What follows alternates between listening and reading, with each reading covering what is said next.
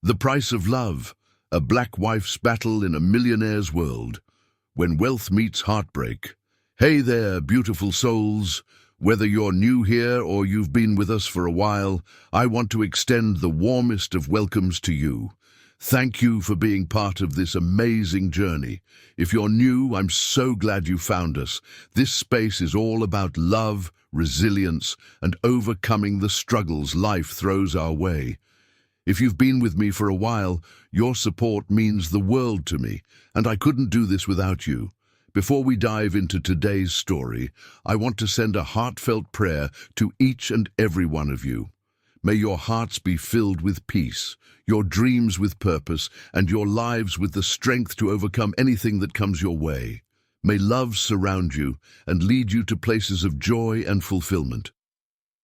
If you've enjoyed the previous stories, I'd love to hear your thoughts. Did they touch your heart? Your feedback gives me so much energy and helps me grow. Let me know what you think. And don't forget to like, share, and subscribe if you haven't yet. Let's keep building this beautiful community together. Your support is the fuel that keeps this story going. The city streets were slick with rain, the downpour relentless as thunder rumbled across the sky. Nathaniel "Nate" Sterling gripped the steering wheel of his sleek black Aston Martin, his windshield wipers struggling to keep up with the storm. The night felt heavier than usual, the cold creeping into his chest despite the warmth of his car's leather interior. He had just left a high-profile business gala where crystal glasses clinked and empty laughter filled the air. But none of it mattered. His world was a hollow fortress of power and wealth, and lately it felt suffocating. As he sped down the dimly lit street, something caught his eye. A lone figure stood on the sidewalk, drenched from head to toe. Her arms wrapped tightly around herself as if she could shield her fragile frame from the biting wind. Her clothes, tattered and soaked, clung to her body, revealing just how thin she was. But it wasn't her condition that made Nate slow his car. It was her eyes.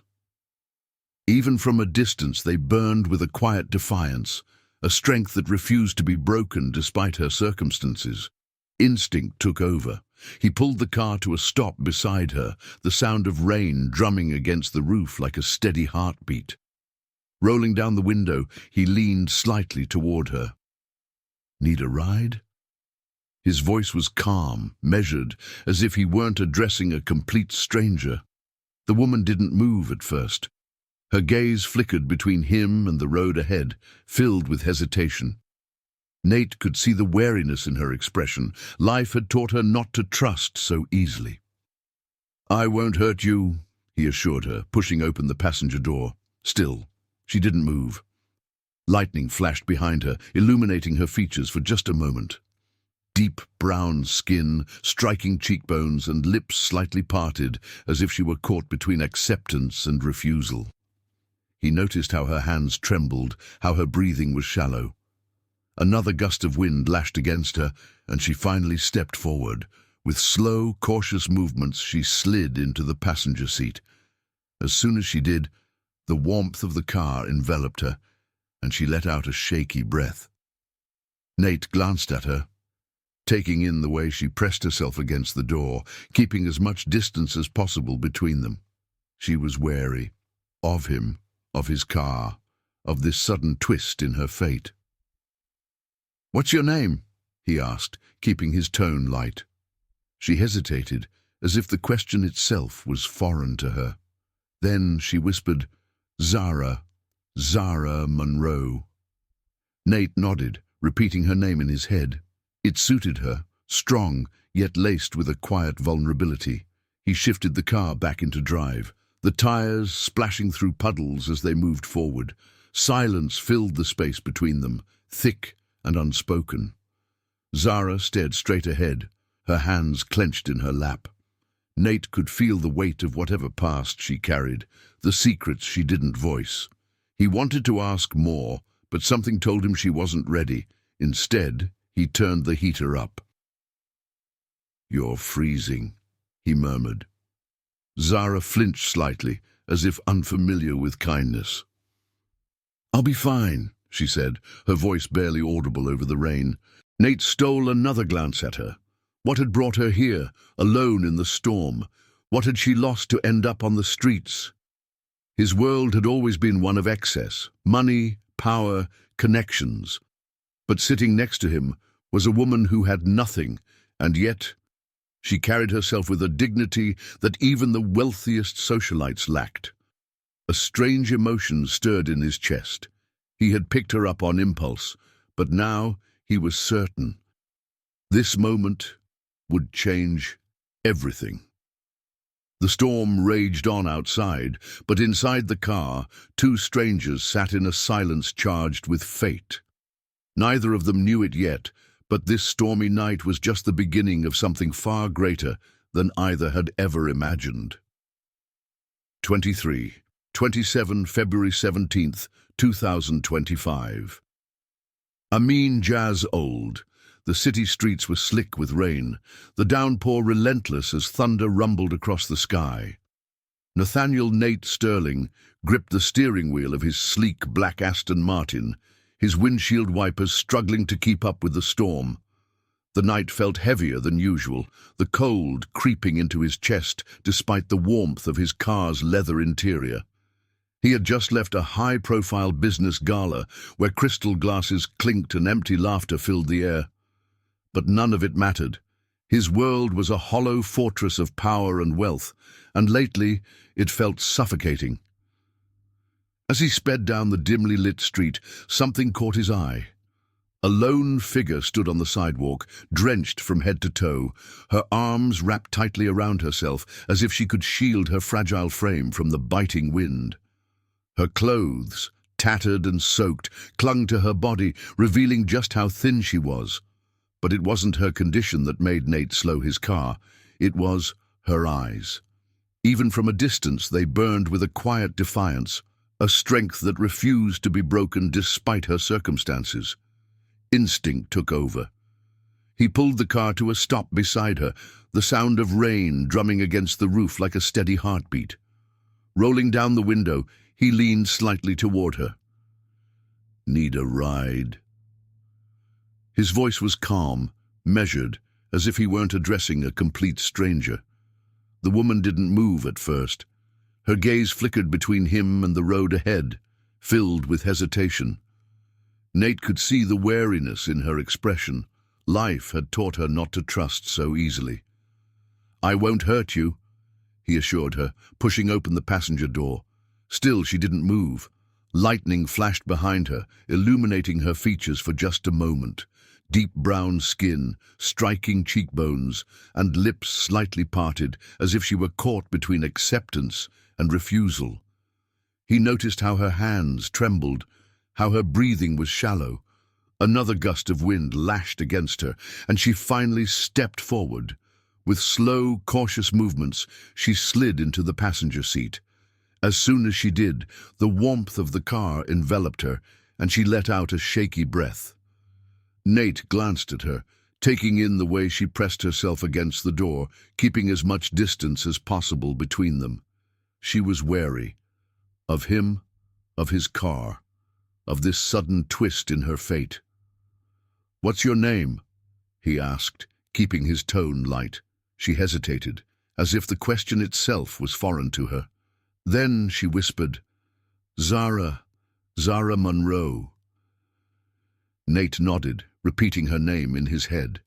It suited her, strong, yet laced with a quiet vulnerability. He shifted the car back into drive, the tires splashing through puddles as they moved forward. Silence filled the space between them, thick and unspoken. Zara stared straight ahead, her hands clenched in her lap.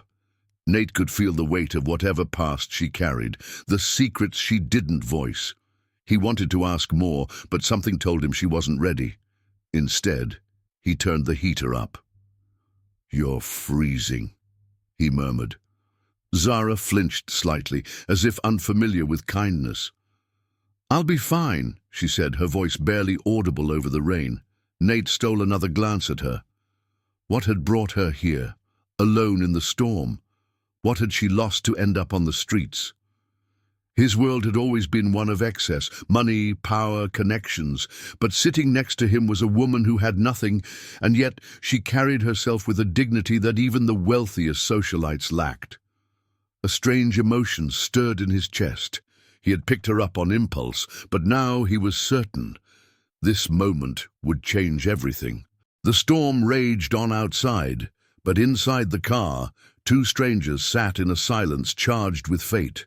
Neither of them knew it yet, but this stormy night was just the beginning of something far greater than either had ever imagined. The storm had been just the beginning.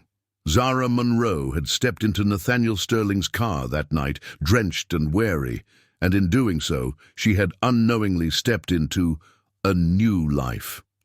The next morning, she woke up to the softest bed she had ever felt, in a guest room far too grand for someone who had spent months sleeping under bridges and in abandoned alleyways. At first, she had refused his offer to stay. She was no charity case, and she didn't need a rich man's pity. Just for a few nights, Nate had said, his voice calm but firm. Until you figure out what's next. She had relented, but only because the exhaustion had weighed her down like a chain. What she hadn't expected was how quickly those few nights turned into weeks. Nate found himself drawn to Zara in a way he couldn't understand. He was used to women who dripped in diamonds, who spoke with rehearsed elegance, who cared about power and status. Zara was none of those things. She didn't need expensive clothes to command attention. She had a quiet kind of beauty, one that came from strength rather than privilege. She was intelligent, resilient, and unafraid to speak her mind. When she spoke about books she had read in public libraries or the people she had met on the streets, there was wisdom in her words. She challenged him. She questioned his world. "Do you ever get tired of it?" she asked him one night, curled up on the couch with a blanket draped over her legs. Of what? The parties, the money, the expectations? She tilted her head. Or is it different when you've never known anything else? Nate didn't have an answer for that. What he did know was that Zara made his world feel real. It happened so gradually that neither of them saw it coming. At first it was simple gestures, Nate making sure she had everything she needed, Zara making coffee for him in the mornings. Then it was the laughter, the late-night conversations, the ease with which they could exist in the same space without pretenses. The first time he caught himself staring at her for too long, he told himself it was nothing. The first time his pulse quickened when she smiled at him, he ignored it. But there was no denying it the night he walked into the kitchen to find her dancing barefoot, humming a song under her breath. She looked up at him, eyes bright, and in that moment, Nate Sterling, a man who had always prided himself on control, felt completely undone. His mother noticed first. "She doesn't belong in our world, Nathaniel." Eleanor Sterling's voice was sharp, clipped. "Your name carries weight. Your future is already decided." His father was even colder. "This isn't a romance novel, son. Women like her don't belong beside men like you." The whispers started soon after. His business associates raised their brows. High society wives smirked at Zara behind her back. The press began circling like vultures, eager to dig into the mystery of the homeless woman in the billionaire's mansion. Nate didn't care. He loved her. One evening he took her to his family's estate, an extravagant, sprawling property with gardens that stretched for miles. Zara had hesitated, knowing how his world viewed her, but Nate had only taken her hand and led her to the balcony, where the city lights flickered in the distance. "I know this isn't easy for you," he murmured. She turned to him, her brown eyes searching his face. "You don't have to defend me, Nate. I know what people say." "Let them talk." His jaw tightened. "I don't care about them, Zara. I care about you. I love you." The words landed like thunder. Zara's breath hitched. She had never expected love to come for her. Not like this. Not from a man like him. Nate reached into his pocket and pulled out a ring. A stunning, vintage piece. Nothing like the oversized diamonds the women in his circle wore. It was delicate and beautiful, just like her. "Marry me," he said. "Be with me, no matter what they say." Zara's heart pounded. She loved him. She had known it for a while now, but love wasn't always enough, not in a world like his. "Nate." Her voice wavered. "Are you sure? Love doesn't erase reality." "I don't need it to," he whispered, stepping closer. "I just need you." Tears burned her eyes. She knew what it meant to say yes. It meant war with his family, with society, with the past that refused to let her go. But standing there, with his hand outstretched, with love in his eyes, Zara made a choice. Blinded by love, she said yes. For a moment, Zara Monroe believed she was living a fairy tale. The morning after she said yes to Nathaniel Sterling's proposal, she woke up in a bed that felt like clouds, sunlight spilling across silk sheets, and Nate beside her, looking at her as though she was the only thing that mattered. The wedding had been nothing short of a dream, lavish yet intimate, with floral arches that seemed to touch the sky and a string quartet playing melodies that sounded like promises. As Nate slipped the ring onto her finger, Zara had thought that maybe, just maybe, love could be enough to bridge the gap between their two worlds. But fairy tales, she learned, have a way of fading quickly in the harsh light of reality. The cracks began to show at the wedding reception, of all places. "She cleans up nicely," one of the socialite wives whispered behind her champagne glass, loud enough for Zara to hear. "But you can still see it, can't you? The way she doesn't quite belong." Zara pretended not to hear, but the words burrowed under her skin, cold and poisonous. Nate, ever the optimist, squeezed her hand and whispered, "Ignore them." She tried. She really did. But ignoring the judgment of an entire world wasn't as easy as Nate seemed to believe. The Sterling estate became her prison. The grand mansion, with its marble floors and gilded mirrors, was breathtaking but cold. Zara would wander through its vastness, feeling more like a guest than a wife. The staff, though polite, regarded her with thinly veiled curiosity. The homeless woman who married a billionaire. The society women were worse. They greeted her with tight smiles and vacant stares, as though she were an inconvenient stain on their otherwise pristine existence. At luncheons, she felt their eyes on her, studying her, judging her every word, every gesture, every outfit. "Is that last season's Valentino?" one of them asked once, feigning interest, though Zara knew what it really was. A subtle reminder that no matter what she wore, she'd always be trying to fit in. Nate noticed her discomfort, of course. He always did. "They'll get used to you," he said one evening, as they lay in bed, his fingers tracing lazy circles on her bare shoulder. "What if they don't?" she whispered back. "I didn't marry them. I married you." His words were sweet, but they couldn't shield her from the reality of her daily life. The harshest sting came from Eleanor Sterling, Nate's mother. "You might have fooled my son, but you don't fool me," Eleanor told her one afternoon, cornering Zara in the opulent library. The older woman's voice was smooth, cold as glass. "You're just a homeless woman in a designer dress. That ring on your finger doesn't change that." Zara wanted to bite back, to tell Eleanor that love was more than wealth, that Nate had chosen her for who she was. But the words withered in her throat, because part of her believed Eleanor was right. Caught in the act. The night was thick with tension, the city lights a blur through the windshield as Zara gripped the steering wheel. Her pulse pounded in her ears, her breath shallow. She didn't want to do this. She didn't want to be the kind of woman who followed her husband. But the nagging ache in her chest refused to subside. Something was wrong, and she needed to know the truth. She had memorized his schedule, his habits. Yet tonight, his words hadn't matched his actions. "Late meeting," he had said. But when she had called his office, the receptionist had hesitated. Too long, too uncertain before replying, "Mr. Sterling is in a private meeting." So Zara had followed him. Her hands trembled as she stepped out of the car, the cold air slicing through her coat like a knife.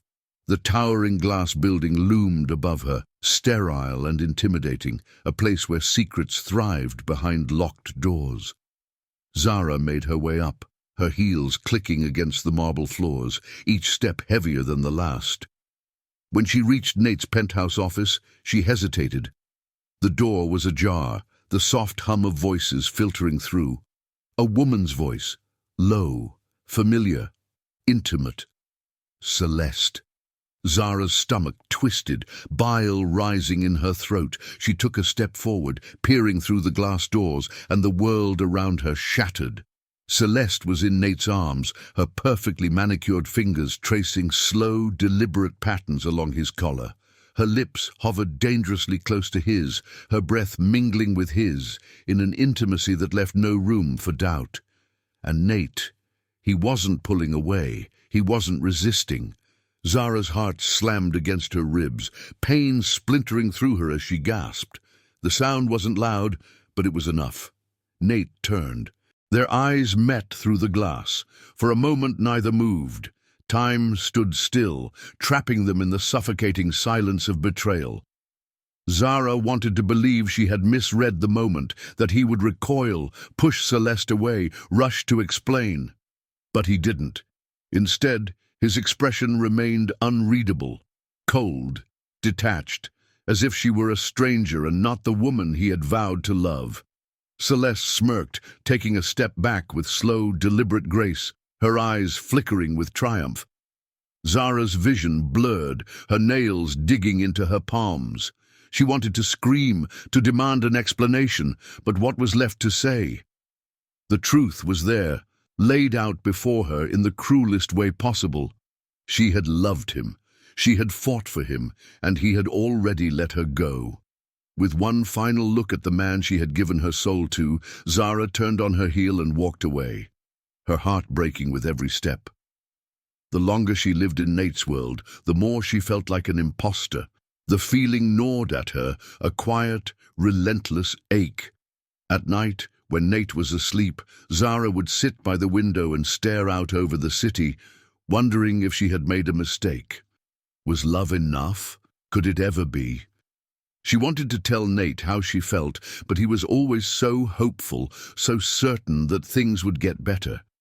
He didn't understand the exhaustion of constantly having to prove herself, of wearing a mask every time she left the house, of knowing that no matter what she did, she would never truly be accepted. One evening, after yet another tense dinner with Nate's family, Zara found herself crying silently in the bathroom. She stared at her reflection in the mirror, the designer gown, the diamond necklace, the perfectly styled hair. She looked like she belonged, but it was all a lie. When Nate found her, he knelt beside her, wiping her tears with gentle hands. "What is it, Zara? Tell me," he whispered. She shook her head, not knowing how to explain the loneliness, the feeling of drowning in a sea of wealth and judgment. "I love you," he said, as though that could fix everything. Zara wanted to believe him. She wanted to believe that their love could weather this storm. But deep down, a part of her was beginning to wonder if love was ever truly enough when the world was determined to tear you apart. And as much as she adored Nate, she couldn't shake the growing fear that she was losing herself, that the woman he had fallen in love with was slowly disappearing, swallowed whole by a life that was never meant for her. Zara sat on the edge of the massive king-sized bed, her fingers tracing the intricate embroidery of the silk sheets. The bedroom was stunning, an architectural masterpiece of soft, warm lighting and elegant decor. And yet, despite its beauty, it felt colder than ever. She glanced at the door, waiting for Nate. He was late again. The clock on the nightstand ticked away the seconds, each one stretching endlessly in the silence. A year ago, silence between them had been comfortable, filled with the kind of understanding that needed no words. Now, it was suffocating. When they first married, Nate had been her rock. He had stood by her when the world looked down on her, held her hand when the whispers grew too loud, kissed away her fears when she doubted her place in his world. But something had changed. The first time she noticed it was the night of a gala event. "You don't have to come if you don't want to," Nate had said as he adjusted his cufflinks in the mirror. Zara frowned. "Why wouldn't I want to?" He hesitated. "It's just, these events can be exhausting, and I know how you feel about the women there." She forced a smile. "I'll be fine. I want to be there with you." But the moment they arrived, she realized why he had tried to dissuade her. The stares, the murmurs, the not-so-subtle glances in her direction, they had only gotten worse. Even worse, Nate, who once proudly held her hand, seemed distracted, distant. She reached for his fingers under the table, a silent plea for reassurance. He pulled away too quickly, pretending to check his phone. The coldness in that small action sent a chill down her spine. At first, she told herself she was imagining things. He was busy.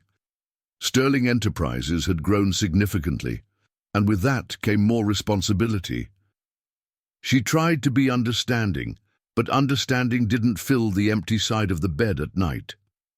One evening, Zara prepared Nate's favorite meal, hoping to surprise him. She spent hours perfecting the flavors, setting the table with candles, dressing in the deep red dress he once said he loved. But when he walked in, he barely noticed. "Hey," he muttered, loosening his tie, heading straight to the bar to pour himself a drink. She bit her lip, swallowing her disappointment. "I made dinner. Thought we could eat together." Nate sighed, rubbing his forehead. "Zara, I had a long day. Can we not do this tonight?" The words felt like a slap. "Do what? Have dinner? Be together?" He exhaled sharply, turning to face her. "You don't get it, do you? I have the weight of an entire company on my shoulders. Every day is a battle. And the last thing I need is me," she finished, her voice barely a whisper. His jaw tightened. "That's not what I meant." But the damage was done. He didn't correct himself, didn't tell her she was wrong, didn't reach for her like he used to. Days turned into weeks, and the distance between them widened. She no longer waited up for him. He stopped asking about her day. The love that once burned so fiercely between them had dimmed into an ember, flickering but fragile. One night, she found herself at the edge of their bed, staring at Nate as he slept. His features were peaceful, untouched by the turmoil that consumed her every waking moment. Tears welled up in her eyes. "Where did we go wrong?" she whispered to the darkness. She wanted to believe they could fix it, that love could be enough to pull them back to each other. But deep down, she feared that love alone wasn't enough to fight the growing emptiness between them. And for the first time, she questioned if they were truly meant to last. The return of an old flame. Zara had always known that Nate's world was one of pristine luxury and carefully arranged social circles. But nothing could have prepared her for the reappearance of Celeste Davenport. Celeste wasn't just any woman. She was the epitome of high society, the kind of woman who glided through ballrooms with effortless grace, who wore her designer gowns like a second skin. Tall, poised, and flawless, she carried an air of superiority that made Zara feel like an intruder in her own home. The first time Zara saw her, it was at one of Eleanor Sterling's lavish dinner parties. Celeste entered the grand hall as if she owned it, her laughter ringing out like a melody that only those of her world could understand. Her piercing blue eyes scanned the room before landing on Nate, and the way they lit up made something in Zara's heart tighten. "Oh, Nate," Celeste purred, embracing him as if time had never passed between them. "It's been far too long." Zara stood at his side, her fingers tightening around the stem of her wineglass. She was used to the scrutinizing stares of high society, the whispered conversations behind her back. But Celeste wasn't just another socialite with a condescending smirk. She was history, a past wrapped in a perfect package, presented as if fate had designed her for Nate. "Celeste, you look amazing," Nate said, his voice laced with familiarity. He introduced Zara, but the way Celeste's smile barely faltered, the way her gaze flickered over Zara as if she were an insignificant detail, sent an unspoken message. "You don't belong here." The evening stretched on, and Celeste remained by Nate's side, too close, too comfortable. Her laugh came too easily, her touch too familiar. Each time she leaned in, whispering something that made him smirk, Zara felt her stomach tighten with unease. She wasn't an insecure woman, but something about Celeste felt like a quiet storm creeping into her marriage, threatening to unravel the fragile bond she and Nate had built. "She's just an old friend," Nate assured her later that night, his hands resting on her shoulders as she stood by their bedroom window, staring at the rain-soaked city below. "An old friend who touches you like she never let you go," Zara whispered, her voice barely concealing the turmoil inside her. Nate sighed, pressing a kiss to her temple. "You're overthinking this." But was she? The days turned into weeks, and Celeste became a shadow in their lives. She appeared at charity galas, business events, and even casual gatherings hosted by the Sterling family. Eleanor welcomed her like a long-lost daughter, the perfect contrast to Zara's unwanted presence. "She was always meant for Nate," Eleanor would say, her tone laced with meaning. "They understand each other." Zara swallowed back her hurt, holding her head high, but the doubt was creeping in, curling around her heart like a vice. Celeste wasn't just there, she was staking a claim, subtly but deliberately. Then came the night of the gala. Dressed in a sleek crimson gown, Zara walked into the ballroom, determined to stand her ground. But her confidence wavered the moment she saw them. Celeste's hand resting lightly on Nate's arm, her lips close to his ear as she whispered something that made him chuckle. For the first time, Zara felt invisible. That night, as she lay beside Nate, his body turned away, lost in restless sleep, she stared at the ceiling with a sinking heart. Was love enough to fight a battle she hadn't even realized she was in? Celeste wasn't just an old flame. She was a storm waiting to consume everything Zara held dear. Zara sat in the dimly lit living room, her fingers clutching the edge of a velvet throw pillow as she stared at the ticking clock. 11:47 p.m. Nate was late again. She had told herself not to worry, to not overthink his absence, but the unease gnawed at her like a relentless tide eroding the shore. The unanswered messages, the vague excuses, the distant gaze when he was home, all signs of something unspoken but palpable. Her heart clenched as the front door finally creaked open. Nate stepped in, his tie loosened, his face shadowed with exhaustion. Or was it something else? "You're late," she murmured, her voice steady but laced with the hurt she tried so desperately to hide. He barely glanced at her. "Had a long day at work." Zara rose to her feet, folding her arms. "That's what you said last night. And the night before."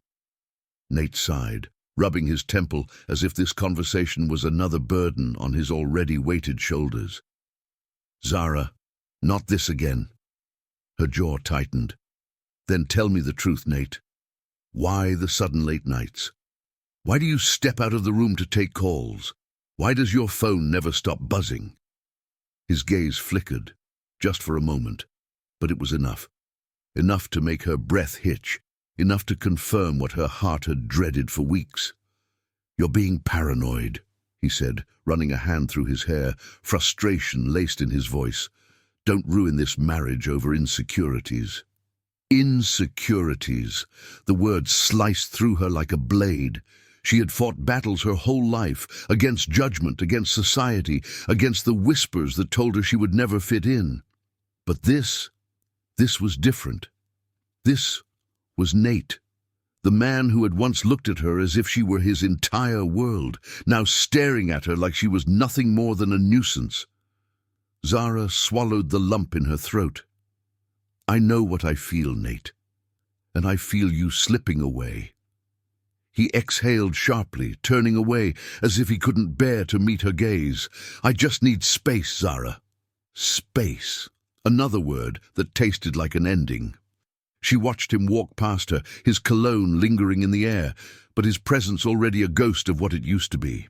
And for the first time since she had married him, she realized love alone might not be enough to keep them together. Zara sat in silence, her fingers clenched tightly together in her lap.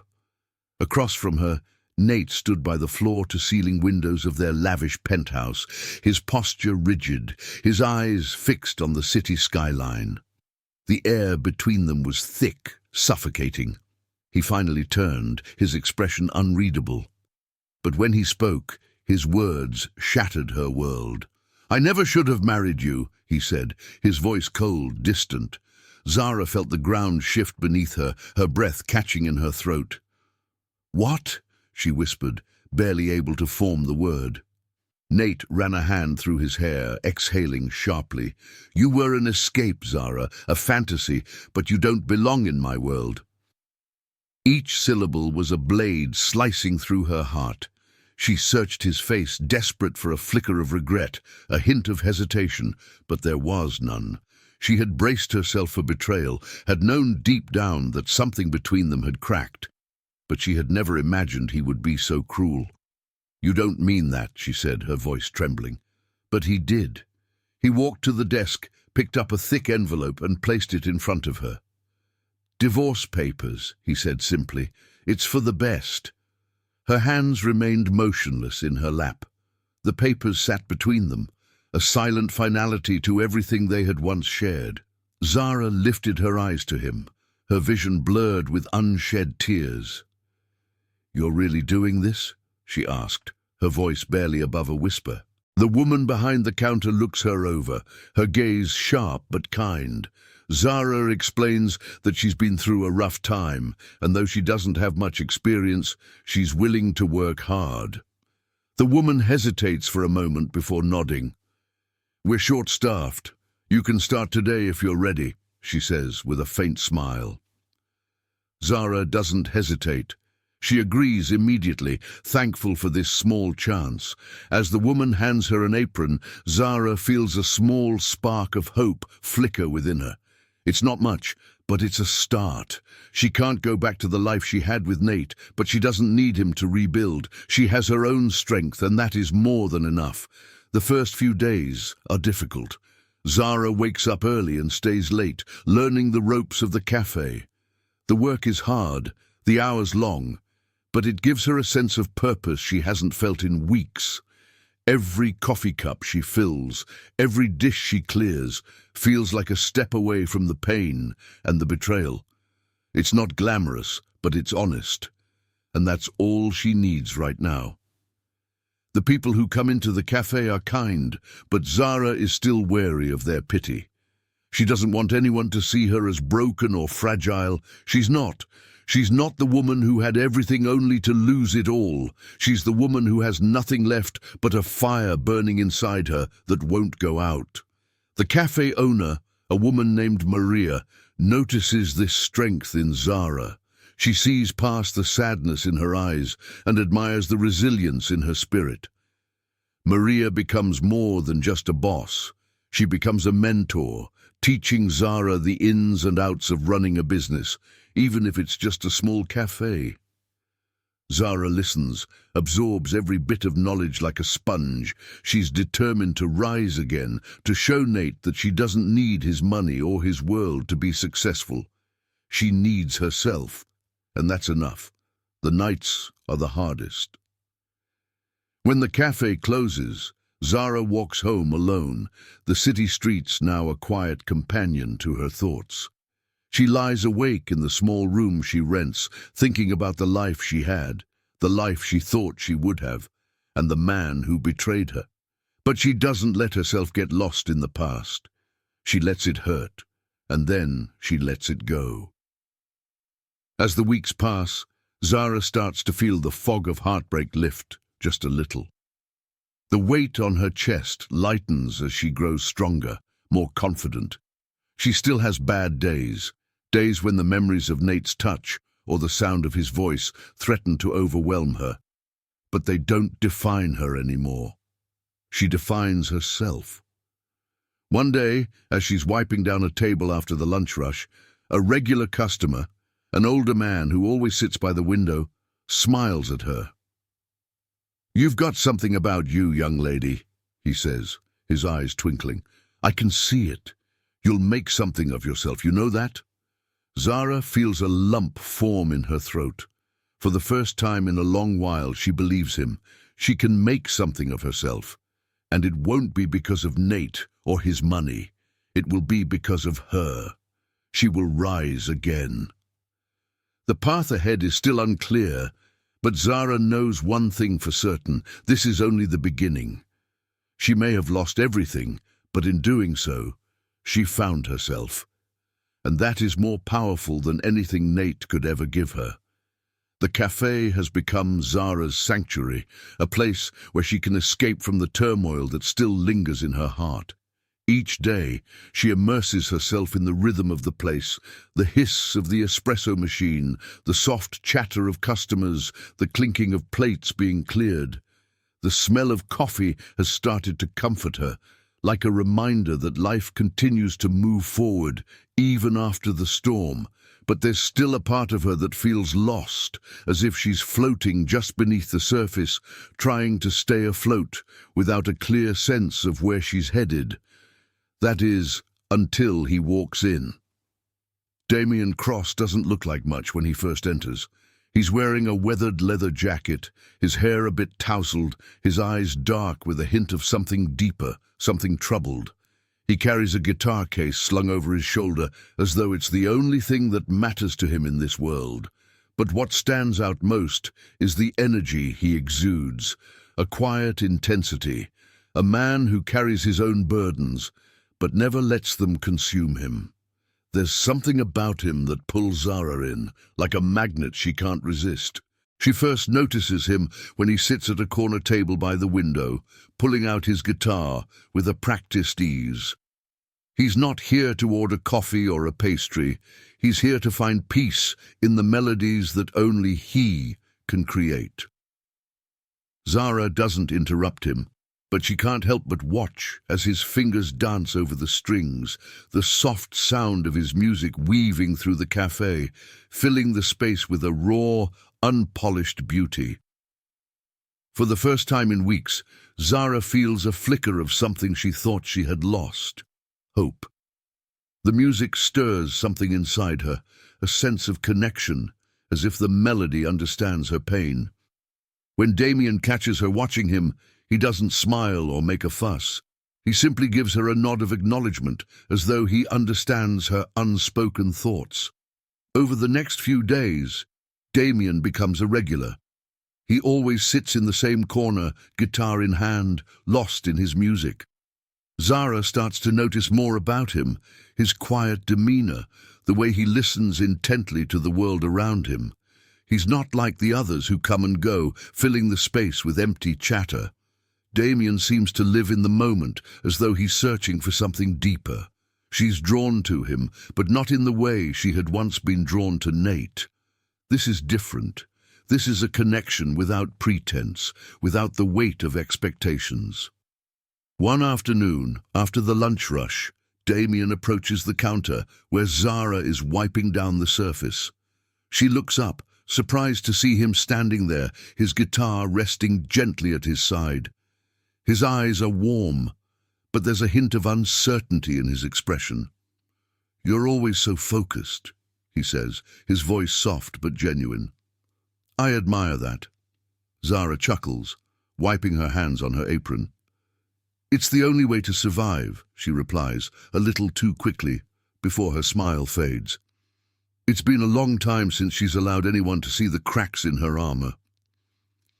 Damien notices the shift in her mood and tilts his head slightly, his gaze never leaving hers.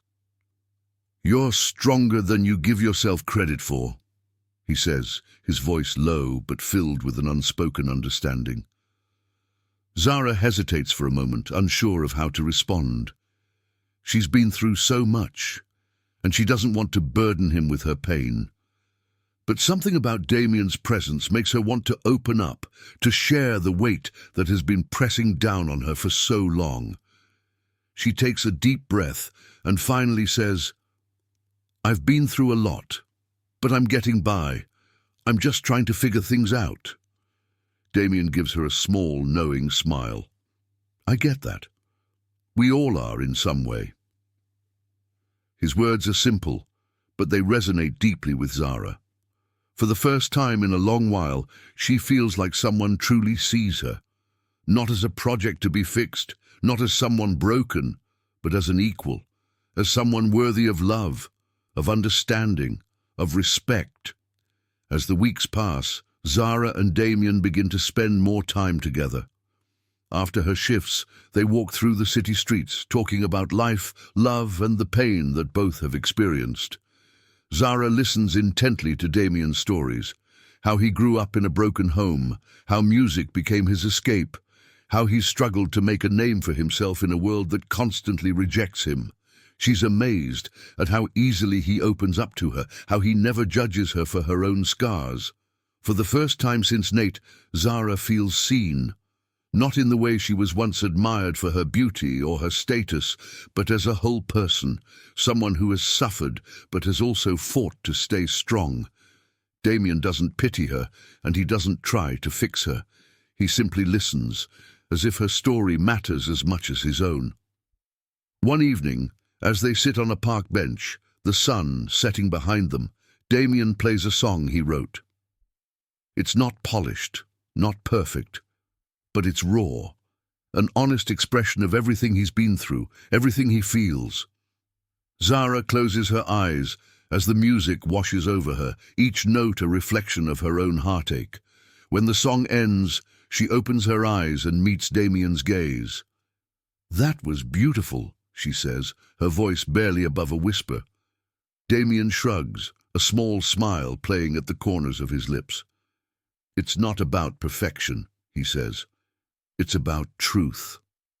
Zara smiles back, feeling something stir inside her. She realizes that Damien's music isn't just a way to escape, it's a way to heal, a way to connect with the world in a way that words never could. And for the first time in a long time, Zara feels like she's found someone who understands that. Damien doesn't try to rush anything. He doesn't try to take her pain away, and he certainly doesn't try to fix her. Instead, he offers her something far more valuable, his presence, his understanding, and a connection that feels as real as the music he plays. With Damien, Zara begins to remember what it's like to laugh again, to feel alive again. He brings light into her darkness, not by offering solutions, but by offering himself, his heart, his music, his unwavering support.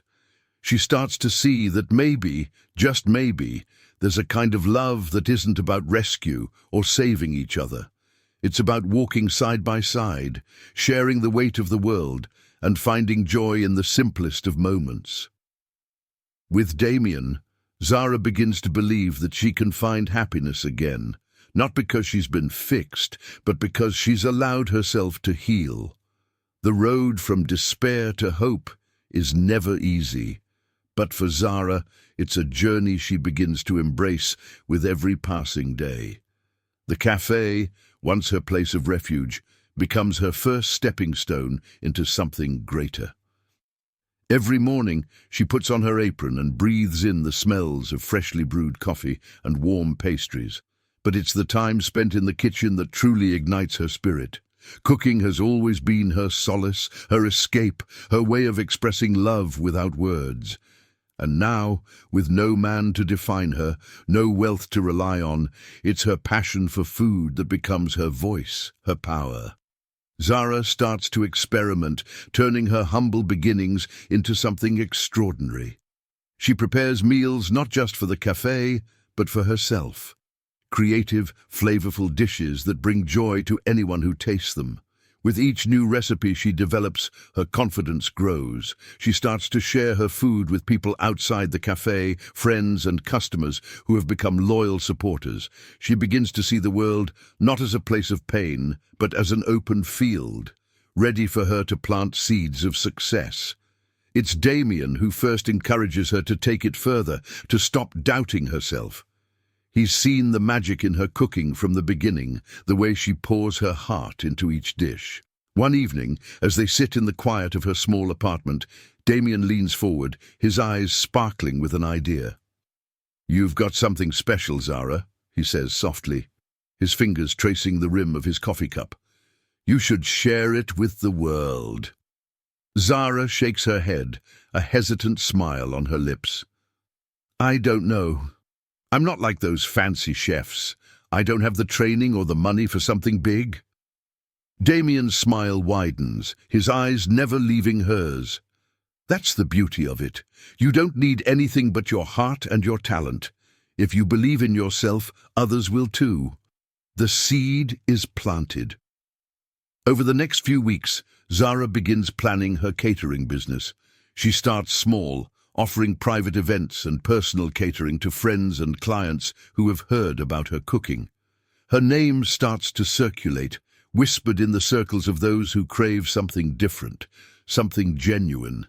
The word spreads, and before long she finds herself preparing meals for high-end events, cooking for business executives, and even catering celebrity parties. Zara's reputation grows with each dish she creates. People are captivated not just by the flavors she blends, but by the story behind every meal.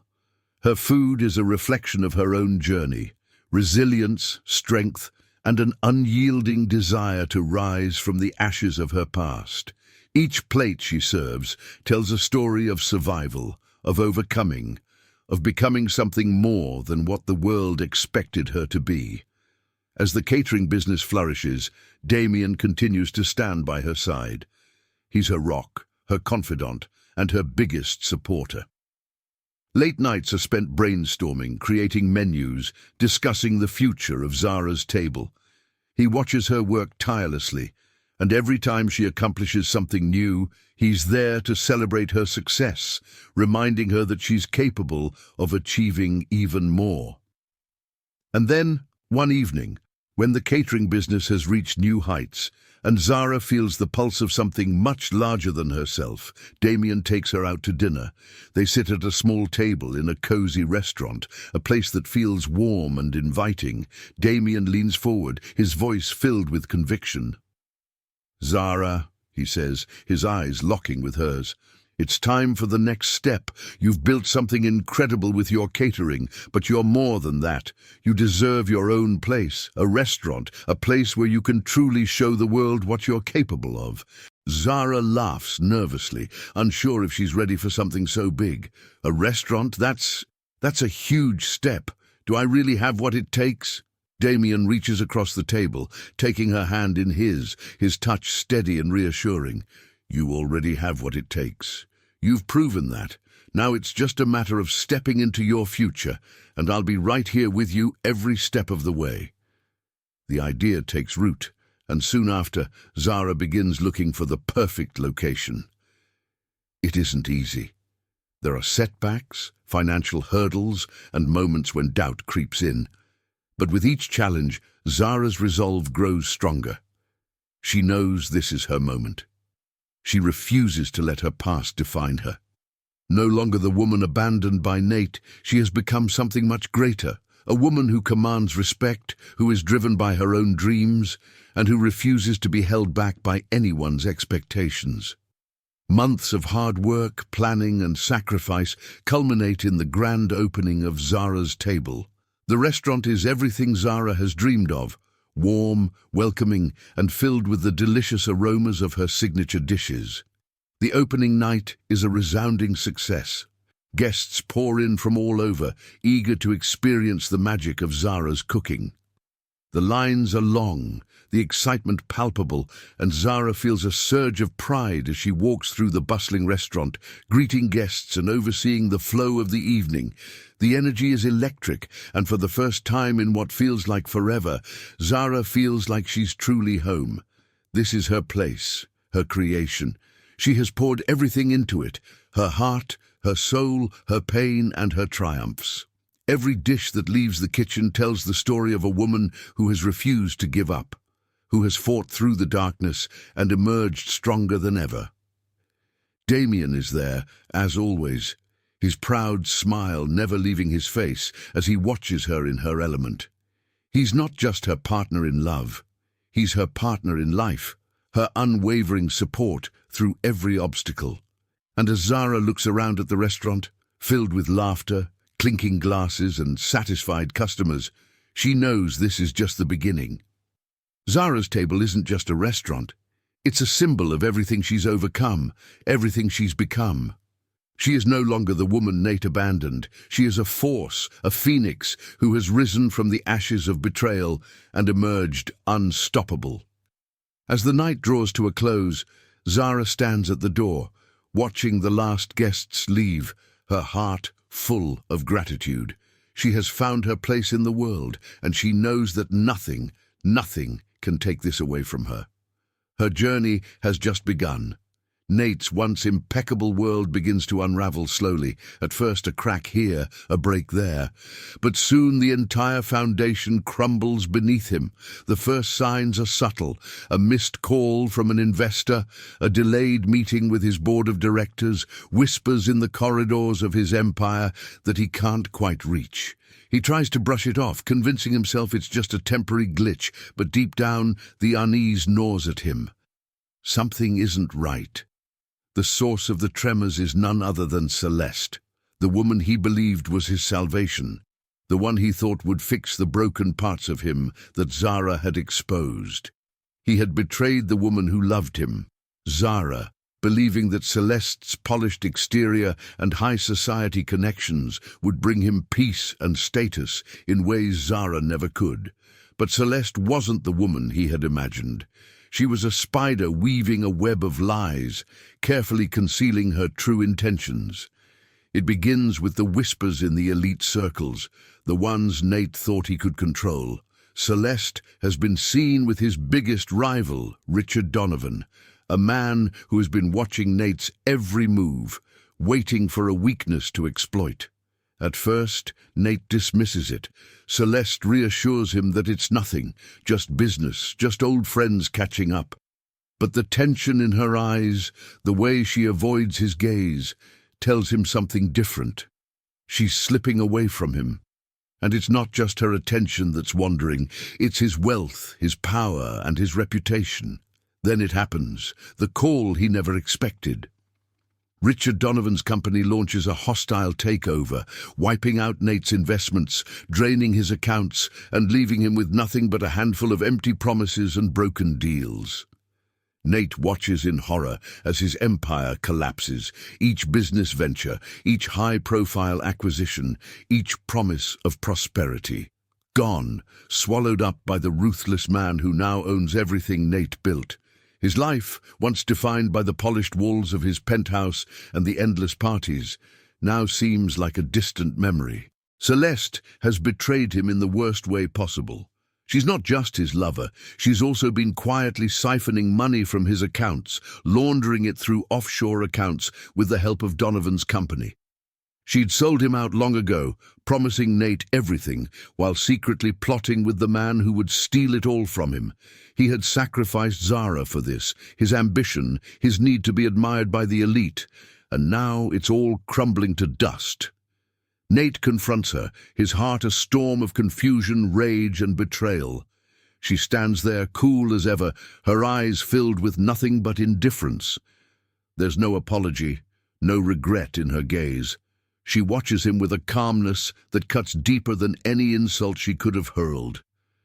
"You did this to yourself, Nate," she says softly, her voice devoid of emotion. You trusted me, but trust has a price, and now you're paying it." Her words sting more than he expects. The realization sinks in. She was never his ally. She had never loved him. She loved the power he represented. She played him like a pawn in a game she had already won. The final blow comes the next day, when the bank calls. His assets have been frozen, his accounts emptied. There's no room for negotiation, no last-minute rescue. Nate is not just bankrupt. He's been humiliated, his every mistake laid bare for the world to see. He's not the successful businessman he once was. He's a man without anything to hold on to. The friends he thought would stand by him disappear, the ones who only knew him as a source of wealth and influence. No one is there to help him pick up the pieces. As the days pass, Nate is forced to downsize, moving from his lavish penthouse into a small, nondescript apartment, one that feels cold and unfamiliar. The lavish dinners, the expensive wines, the expensive suits. Those luxuries are now distant memories. He wears his failure like a shadow, unable to escape it.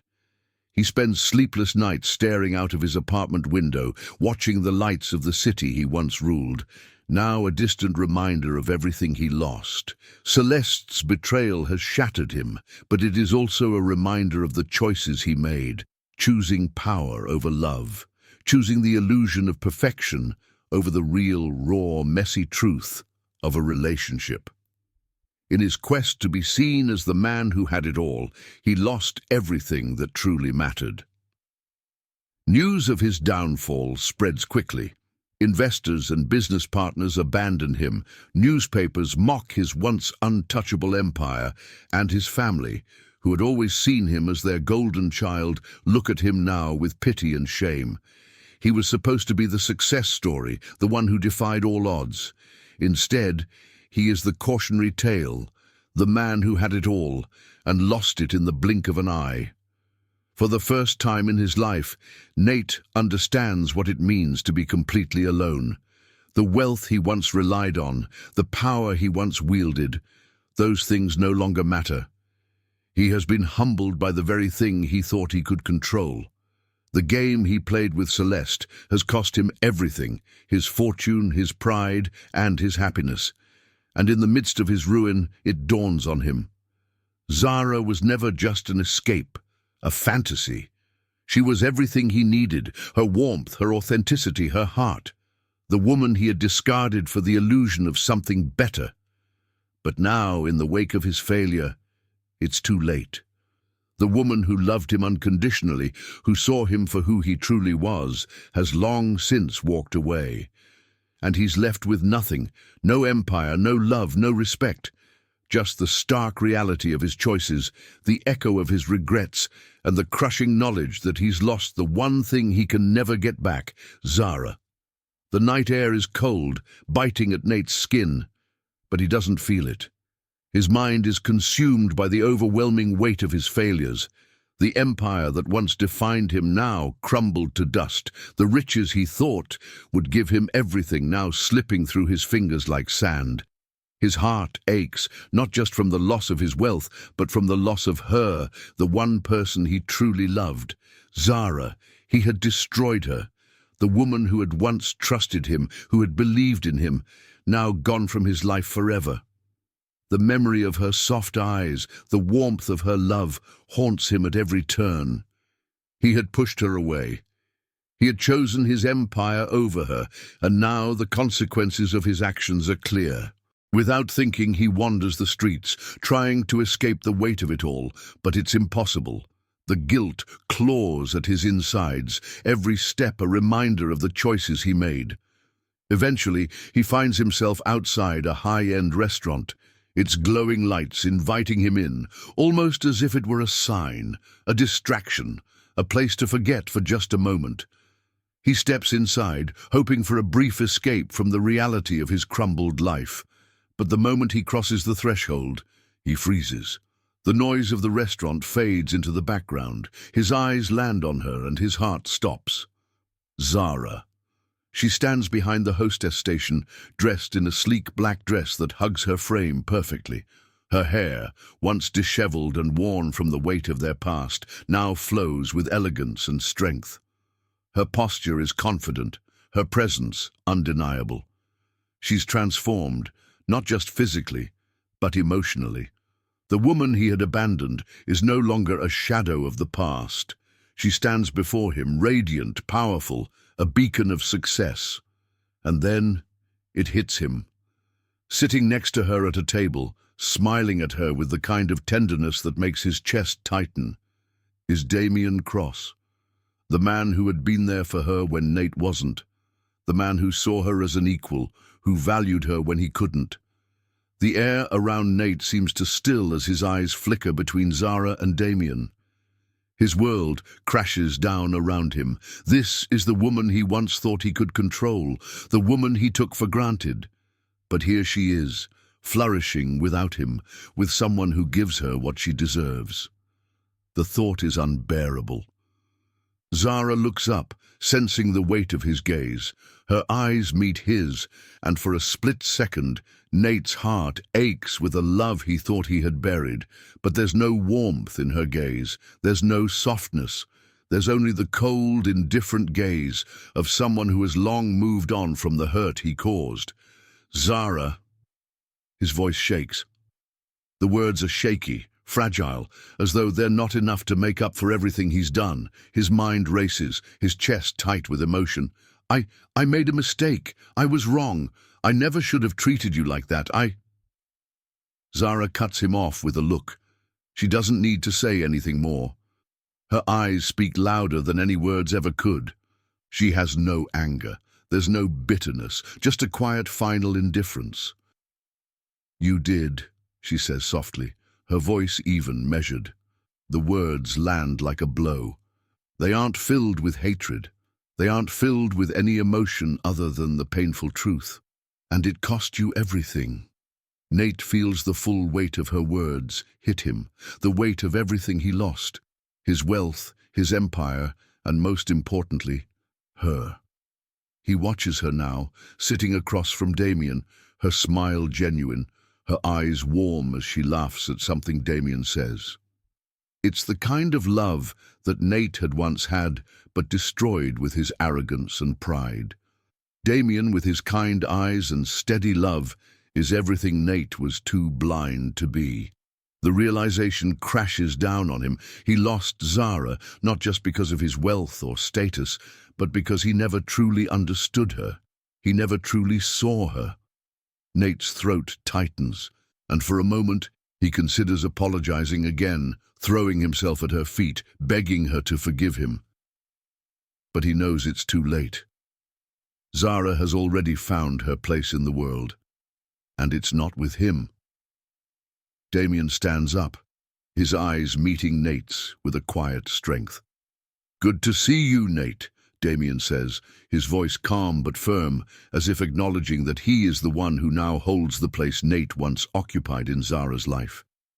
Nate doesn't know how to respond. How could he? The man in front of him has everything he could never give Zara: respect, love, and understanding, things Nate had failed to offer. As Damien and Zara share a look that speaks of the deep connection between them, Nate feels the depth of his loss. He had everything: wealth, power, control, but in the end, it meant nothing. It never meant anything without the woman he had cast aside. Zara doesn't say goodbye. She doesn't need to. The silence between them is enough. With a final glance at the woman he had once promised to love forever, Nate turns and walks away, each step heavier than the last. He knows now what he had lost, and it's more than just Zara. It's the man he could have been, the man he could have been for her. But it's too late. He is left alone in his brokenness, and Zara, glowing with success, has moved on. Zara takes a step forward, her hand slipping into Damien's with ease, a silent promise passing between them. They don't need words. The connection they share is deeper than any apology Nate could ever offer. Together, They walk away from the shadows of the past, leaving behind the man who had once been her everything, but who had proven to be nothing more than a mirage of what real love should be. The weight of her steps grows lighter with every inch that separates her from Nate. With each movement, she sheds the remnants of her pain, the scars that once defined her. Nate's voice, shaking with desperation, lingers in her mind for only a moment before it fades, drowned by the sound of Damien's laughter beside her, a laughter that lifts her spirit, making her feel as though she has found the very air she had been missing. Nate stands frozen, watching them walk away, and in his heart, a quiet devastation begins to settle. He had everything: power, wealth, influence. He had never known true loss until now. Zara's departure is like a storm inside him, ripping apart the illusions he had built, leaving only the cold emptiness of regret. His mind replays everything: the late nights, the distance, the words he had carelessly thrown at her, and the love he had once dismissed as something temporary, something that didn't matter compared to his empire. And now, in the silence of his broken world, he realizes that it was the one thing that truly mattered. Zara didn't just walk away from him. She walked away from a life that had never truly belonged to her, a life where she had never been seen, never been appreciated for the woman she was. She had been a pawn in his game, the woman he had tried to mold into his image. But she had fought for herself, clawing her way out of the darkness and into the light.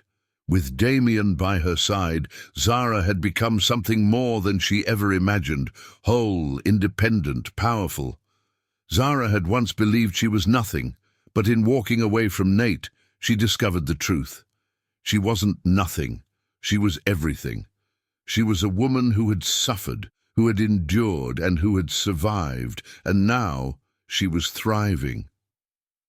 Damien's hand squeezes hers gently, pulling her attention back to him. She looks at him, her heart swelling with affection for the man who had been there when no one else was, the man who had seen her for who she truly was. Not the broken woman Nate had left behind, but a strong, beautiful force in her own right. "You okay?" Damien's voice is warm, his gaze full of love and understanding. Zara nods, her lips curling into a smile that reaches her eyes. "I'm more than okay," she replies softly. "I'm free." They continue walking, side by side, as if they've been on this journey together all along, even though their paths had only crossed recently. But in that moment, it feels like they've always been meant to find one another.